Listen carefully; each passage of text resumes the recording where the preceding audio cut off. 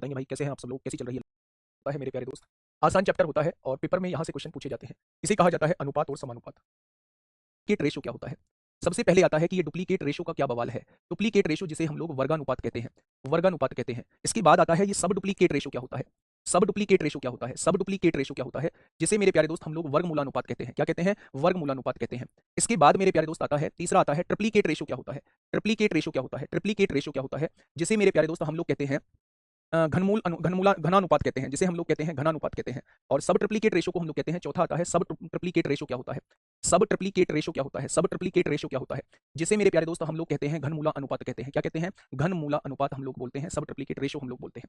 अच्छा, मुझे एक चीज समझाने की कोशिश करिए, मुझे एक चीज समझाने की कोशिश करिए। ये चार डेफिनेशन आप लोगों के सामने थी जो मैं अभी आप लोगों को बताने वाला हूं।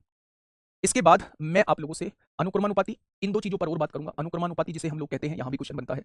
इंग्लिश में इसे बात करूं तो इसे डायरेक्टली प्रोपोर्शनल कहा जाता है। इसे क्या कहा जाता है? तो आप कहेंगे इसे डायरेक्टली प्रोपोर्शनल कहा जाता है। और एक चीज के बारे में और आप लोगों से बात करूंगा जिसे कहा जाता है व्युत्क्रमानुपाती। व्युत्क्रमानुपाती जिसे मेरे प्यारे दोस्तों हम लोग इनवर्सली प्रोपोर्शनल कहते हैं।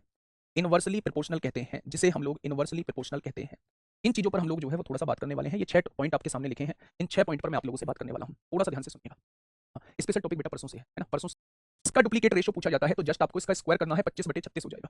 तो डुप्लीकेट रेशो का मतलब होता है, डुप्लीकेट रेशो का मतलब होता है जस्ट स्क्वायर करना, वो उसका डुप्लीकेट रेशो हो जाएगा। ठीक है। इसी का उल्टा जो होता है वो सब डुप्लीकेट रेशो होता है। हिंदी से आपको समझ में आ गया होगा, जिसे वर्गमूलानुपात कहते हैं। मान लो आपके सामने एक क्वेश्चन दिया हुआ है 81/100। आपसे पूछा इसका सब डुप्लीकेट रेशो क्या होगा, इसका वर्गमूला अनुपात क्या होगा। तो मेरे प्यारे दोस्त आप इसका अंडर रूट कर दीजिए, जो भी रेशो दिया हुआ है उसका अंडर रूट कर दीजिए। जब आप अंडर रूट कर देंगे तो वो जो वैल्यू आएगी वो उसकी सब डुप्लीकेट रेशो हो जाएगा। यानी कि दो बातें मैंने आपको बताई। डुप्लीकेट रेशो मतलब दिए गए रेशो का स्क्वायर करना, वो डुप्लीकेट रेशो आएगा। दिए गए रेशो का अंडर रूट निकालना, वो सब डुप्लीकेट रेशो आएगा। वैल्यू आपको दी हुई है, मान लो a/b वैल्यू आपको दी गई है, तो ट्रिप्लीकेट रेशो का मतलब होता है घनानुपात। यानी दिए गए रेशो का अगर आप घन कर देंगे तो मेरे भाई ये इसका ट्रिप्लीकेट रेशो आ जाएगा। और अगर कोई रेशो आप लोगों को दिया हुआ है और आपसे सब ट्रिप्लीकेट रेशो पूछा है, तो दिए गए रेशो का अगर घनमूल निकाल देंगे, दिए गए रेशो का अगर घनमूल निकाल देंगे तो ये मेरे भाई सेम इफेक्ट। अभी सेम इफेक्ट का क्या मतलब होता है? अनुक्रमानुपाती का मतलब होता है सेम इफेक्ट। यानी अगर एक चीज के बढ़ने से दूसरी चीज भी बढ़ती है, या फिर एक चीज के घटने से दूसरी चीज भी घटती है, तो उसे अनुक्रमानुपाती कहा जाता है। आप कहेंगे जी कोई एग्जांपल दे दीजिए। मैं एग्जांपल दे देता हूं। अगर मैंने स्पीड को बढ़ाया, अगर मैंने स्पीड को बढ़ाया और टाइम को फिक्स कर दिया, मान लो मुझे 1 घंटा गाड़ी चलानी है। पहले मैं 40 किलोमीटर प्रति घंटे की गति से जा रहा था, तो मैं 1 घंटे में 40 किलोमीटर की दूरी तय करूंगा। मैंने अपनी स्पीड को बढ़ा के 60 कर दिया, तो अब उसी 1 घंटे में मैं 60 किलोमीटर की दूरी तय करूंगा। लेकिन मैंने अपनी स्पीड को घटा के अगर 20 कर दिया, तो उसी 1 घंटे में मैं 20 किलोमीटर की दूरी तय करूंगा। यानी जब स्पीड को बढ़ाया तो डिस्टेंस भी बढ़ गई। अगर टाइम कांस्टेंट है तो स्पीड और डिस्टेंस में रिलेशन हो गया अनुक्रमानुपाती का। जब एक चीज के बढ़ने से दूसरी भी बढ़े, एक चीज के घटने से दूसरी भी घटे, तो उसे अनुक्रमानुपाती कहा जाता है। यानी सेम इफेक्ट जब पड़ता है। जबकि व्युत्क्रमानुपाती होता है उल्टा इफेक्ट जब पड़ता है, जब एक चीज को आपने बढ़ाया तो दूसरी चीज घट जाए, और एक चीज को अगर आपने घटाया तो दूसरी चीज बढ़ जाए। आपने कहा जी एग्जांपल, मुझे यहां से दिल्ली जाना है, ग्रेटर नोएडा से दिल्ली जाना है। मैं पहले 70 की स्पीड पे अपनी गाड़ी चला रहा था, तो मुझे 2 घंटे पहुंचने में लग रहे थे। लेकिन मैंने अपनी गति 70 की जगह 80 कर दी या 90 कर दी, तो अब मुझे समय कम लगेगा। अब मुझे 2 घंटे से कम समय लगेगा। पहले भी मैं यहां से दिल्ली जा रहा था, अब भी मैं यहां से दिल्ली जा रहा हूं, लेकिन मैंने अगर अपनी स्पीड को बढ़ाया तो टाइम ऑटोमेटिक कम हो जाएगा। यानी जब एक चीज के बढ़ने से दूसरी चीज कम हो जाती है और एक चीज के घटने से दूसरी चीज, अगर दोनों में इनवर्सली प्रोपोर्शनल का रिलेशन है, मान लो x और y में इनवर्सली प्रोपोर्शनल का रिलेशन है, तो ये नीचे लिखा जाएगा। व्युत्क्रमानुपाती का रिलेशन है तो x जो है वो इनवर्सली प्रोपोर्शनल। इनवर्सली प्रोपोर्शनल मतलब क्रॉस में चीजें लिखी जाएंगी। अनुक्रमानुपाती मतलब डायरेक्टली प्रोपोर्शनल, मतलब सामने चीजें लिखी जाएंगी। तो जब सामने चीजें लिखी जाती हैं तो उनमें वन के रेशो के बराबर हो जाएगा। x1 और x2 का जो रेशो होगा वो y2 और y1 के रेशो के बराबर हो जाएगा। जब दोनों में इनवर्सली प्रोपोर्शनल का रिलेशन होता है तो दोनों का रेशो जो है। डिविडेंडो के बारे में सुना है क्या? कंपोनेंडो डिविडेंडो को कहा जाता है योगांतर अनुपात। बताइए, क्या कभी सुना है? क्या होता है भाई कंपोनेंडो डिविडेंडो, क्या होता है? सुना है? फटाफट बताइए। कंपोनेंडो डिविडेंडो के बारे में सुना है? सुन रखा है? यस यस आ रहे हैं, बहुत बढ़िया। अच्छा मुझे ये बताइए, दो चीजें दी हुई थी, आप लोगों को कंपोनेंडो डिविडेंडो लगाना है। तो सबसे पहले आपके दिमाग में एक बात आएगी कि भैया जी हमें कैसे पता चलेगा कि कंपोनेंडो डिविडेंडो लगाना है? तो मैं आपको एक हिंट दे देता हूं। कौन सी हिंट? हिंट ये है कि अगर आपको अंश और हर समान दिखाई दे, न्यूमरेटर एंड डिनोमिनेटर, अंश और हर समान दिखाई दे, डिनोमिनेटर सेम दिखाई दे, बस साइन का फर्क हो, सेम बस साइन का फर्क हो। अगर ऊपर प्लस हो तो नीचे माइनस हो, और अगर ऊपर माइनस हो तो नीचे प्लस हो। मेरे भाई न्यूमरेटर और डिनोमिनेटर सेम हो, जैसे x plus Y upon x minus Y, दोनों सेम है, बस साइन का फर्क है। तो ऐसी जगह जो है वो हम लोग कंपोनेंडो डिविडेंडो, हाँ कंपोनेंडो डिविडेंडो लगा सकते हैं। कंपोनेंडो डिविडेंडो का मतलब होता है योगांतर अनुपात होता है। ये कहता है कि एक बार आप ऊपर वाली वैल्यू में नीचे वाली जोड़ दीजिए, एक बार आप ऊपर वाली वैल्यू में से नीचे वाली वैल्यू घटा दीजिए। वही सेम काम आपको इधर करना होगा। एक बार ऊपर वाली वैल्यू में नीचे वाली जोड़ना होगा, एक बार ऊपर वाली वैल्यू में से नीचे वाली घटाना होगा, तब भी रेशो जो है वो दोनों का समान रहेगा। ठीक है, मेरी बात समझ में आ गई? तो आप कहेंगे जी बिल्कुल कंपोनेंडो डिविडेंडो। टाइप नंबर 1 क्या कहता है? 6 होगा, 9 की गुणा 1 में करेंगे 9 होगा। यानी पहले 2 का रेशो 2-3 आना चाहिए। पहले 2 का रेशो 2-3 है, बिल्कुल है। पहले 2 का रेशो 2-3 है, बिल्कुल है। पहले 2 का रेशो 2-3 है, बिल्कुल है। पहले 2 का रेशो 2-3 नहीं है भाई साहब, ये जवाब नहीं होगा। ठीक है, अब आगे आइए। मैंने यहां देखा 14 दूनी 28 हो जाएगा, 7 पंजे 35 हो जाएगा। मेरे प्यारे दोस्त 7 चौक 28 होता है, 7 पंजे 35। अगले दो का रेशो 4-5 होना चाहिए। क्या इन दोनों का रेशो 4-5 आएगा? नहीं आएगा। क्या इन दोनों का रेशो 4-5 आएगा? 6 चौक 24, 6 पंजे 30 आ जाएगा। क्या इन दोनों का रेशो 4-5 आएगा? बिल्कुल आएगा। 3 चौक 12, 3 पंजे 15 आ जाएगा। यानी इन दोनों में से कोई आंसर है।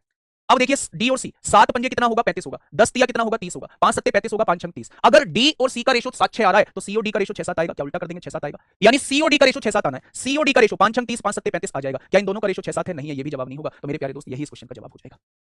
16, 24, 30, 35 यही इस क्वेश्चन का मेरे प्यारे दोस्त दिया हुआ है 4q/5। बहुत शानदार। क्या यहां दिया हुआ है 3r/2? ये दिया हुआ है तो आप कहेंगे बिल्कुल यही दिया हुआ है। अच्छा मुझे ये बताइए कि pqr क्या है? ये pqr का रेशो पूछ रहा है। अब आप एक काम करिए कि इसका कोफिशिएंट 1 आप लोगों को बनाना है।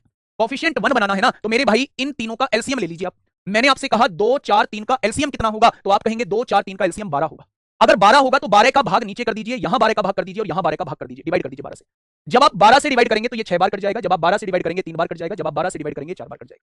अब आप देखिए पी का कोफिशिएंट कुछ बचा नहीं बचा, क्यू का कोफिशिएंट कुछ बचा नहीं बचा, आर का कोफिशिएंट कुछ बचा नहीं बचा। पी के नीचे पी की वैल्यू 18 होगी, क्यू के नीचे क्यू की वैल्यू 15 हो गई और आर के नीचे आर की वैल्यू कितनी हो जाएगी? 8 हो जाएगी। 18, 15, ई की वैल्यू कितनी दी हुई है? 2 और बी डी एफ की वैल्यू कितनी दी हुई है? 3 दी हुई है। ए सी ई की वैल्यू दी हुई है 2 और बी डी एफ की वैल्यू कितनी दी हुई है? 3। आसानी से सोल्व करिए। अगर ए सी ई बराबर है, अगर ए सी ई बराबर है तो इसको बाहर ले सकते हैं। बाहर लेंगे तो मतलब ए का स्क्वायर, सी का स्क्वायर, ई का स्क्वायर बाहर लेंगे तो 2 का स्क्वायर 4 बाहर आ जाएगा। अंदर क्या बचेगा? 2 बचेगा, -3 बचेगा, +4 बचेगा। बहुत बढ़िया। आप यहाँ ये नीचे बी डी एफ बराबर है, ये बराबर है 3 का स्क्वायर, 3 का स्क्वायर, 3 का स्क्वायर बाहर ले लेंगे, 3 का स्क्वायर 9 होता है। यहाँ क्या बच जाएगा? 2 -3 + 4 हो जाएगा। क्या 2 -3 + 4 से 2 -3 + 4 कट जाएगा। आंसर क्या आ जाएगा? 4/9 आ जाएगा। आंसर क्या आ जाएगा? 4/9 आ जाएगा। आप मेरी बात समझे मैंने क्या कहा है? मैं आर और एस का रेशो दिया हुआ है 1/2 और एस और टी का रेशो दिया हुआ है 3/1 और टी और यू का रेशो दिया हुआ है 1/4। पीक्यूआर और एस टी यू, पीक्यूआर और एस टी यू का होल क्यूब आपसे पूछना चाह रहा है। पीक्यूआर और एस टी यू का होल क्यूब आपसे पूछना चाह रहा है। कैसे करेंगे? लो भैया जी, P Q R S T, ये 6 वेरिएबल थे आपके, है ना। पी क्यू का रेशो कितना है? 1/3 है, 1/3 लिख दीजिए। क्यू आर का रेशो कितना है? 2/1 है, 2/1 लिख दीजिए। आर और एस का रेशो कितना है? 1/2 है, 1/2 लिख दीजिए। एस और टी का रेशो कितना है? 3/1 है और टी और यू का रेशो कितना है? 1/4 है। यहां आपको तीनों का रेशो निकाल लेना, ये तीनों का रेशो निकाल लेना मेरे प्यारे दोस्त। कैसे? ये जगह खाली है पूरी 3 से भर दो, हर जगह 3 लिख दो मेरे प्यारे दोस्त। ये जगह खाली है 1-1 से भर दो, ये जगह खाली है 2 से भर दो, इधर दोनों 1-1 लिख दो, इधर दो तीनों 3-3 लिख दो और इधर पूरे में 1-1-1-1 लिख दो। यहाँ ये जगह खाली है 2-2 लिख दो और यहाँ 1 लिख दो। क्या सब कुछ भरा जा चुका है? अब आप मुझे ये बताइए कि हर जगह से 3 कट सकता है, 3 यहाँ से कट गया, 3 यहाँ से, हर जगह से 3 पूरा पूरा कट चुका है। पी की वैल्यू कितनी है? 2 है, पी की वैल्यू 2 लिख दो। क्यू की वैल्यू कितनी आई है? 3 दूनी 6 है, 6 लिख दो। आर की वैल्यू कितनी आई है? 3 एकम 3 है, ये लिख दो। नीचे देखो एस की वैल्यू कितनी आई है? 3 दूनी 6 लिख दो। बहुत बढ़िया। टी की वैल्यू कितनी आई है? 2 लिख दो और यू की वैल्यू कितनी आई है? 4 दूनी 8 लिख दो। इसका क्यूब आप लोगों को लिखना है। 6 से 6 कट गया, 2 से 2 कट गया, 3 का क्यूब 27 होता है, 8 का क्यूब 512 होता है। यानी आंसर कितना आ जाएगा? 27/512 आ जाएगा। आंसर कितना आ जाएगा? 27/512 आ जाएगा। बी की वैल्यू कितनी है? तो आपने कहा 5/7 दी गई है और आपसे पूछा क्या है? b/a+c की वैल्यू आपसे पूछी है। ये आपका टाइम एंड वर्क में भी यूज होगा। ठीक है, ठीक है।